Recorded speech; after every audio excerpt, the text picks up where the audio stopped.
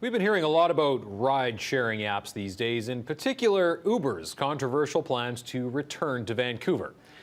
Now a local startup is taking an age-old concept and bringing it to the online world. To explain more, we're joined now by one of the developers of Cab Share Canada, Nicol. Thanks for being with us. No problem, we're glad to be here. All right, first of all, explain what is Cab Share Canada? What is this app and how can people use it? Cab Share Canada is essentially a ride-sharing app that connects two people through a match and then allows them to chat and set up a ride so that they can share a taxi and split the cost, allowing access to greater people. All right, why do this? What was the genesis of this idea? Where did it come from? We just found that taxis were too expensive. One of our partners out in Western Ontario takes cabs a lot, and he found that there was often lines of 15 outside of his apartment. So he said to himself, why not centralize taxi sharing and reduce the amount of taxis that are needed and the price for the students? All right, and what do you think? How is this different? I mean, there's been a lot of stuff in the news lately about Uber and how that works. How does this differ from that for people who only have a passing familiarity with these various systems? We differ because we don't actually provide the ride. We're using an established system in the taxi system that is already available, completely regulated and such, to just bring more people into it and allow them to use it for a cheaper price. Okay, and have you encountered any resistance to the idea yet? I know several municipalities are horrified by Uber, Vancouver among them. Toronto now is taking legal action as well. Has there been any hint that people in official positions might not appreciate what you're trying to do?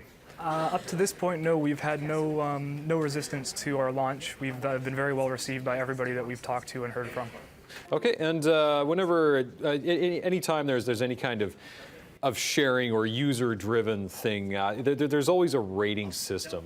Users are eBay, sellers are rated, Yelp, restaurants are rated. Is there any kind of user rating system for this app? Or are people going to be able to know who they're getting into a cab with?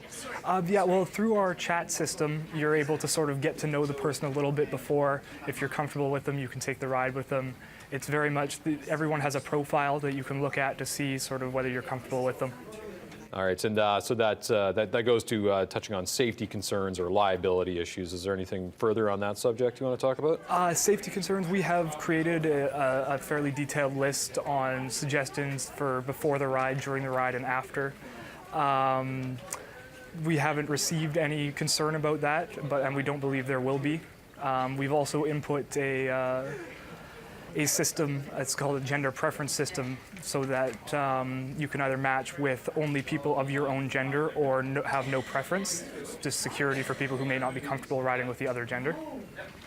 All right, and I see this as another part of our sharing economy. We've reported on it goes beyond libraries. There's car sharing in most major cities now. In Vancouver, there's a tool sharing depository that, I mean, if you need a weed whacker, you can go and check out a weed whacker. Is this part of that same economy? Is that how you see this? Actually, we have been very independent of that. We didn't look too much onto that side of things. All of our research spent most of our time focused on the cab industry. So that's actually quite an interesting fact that I've learned today too.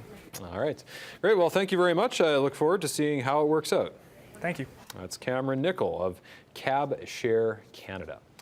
Lots more coming up on Upfront. A new study shows people diagnosed with early-stage breast cancer are increasingly choosing not to undergo breast conservation surgery. Instead, they're picking a different treatment.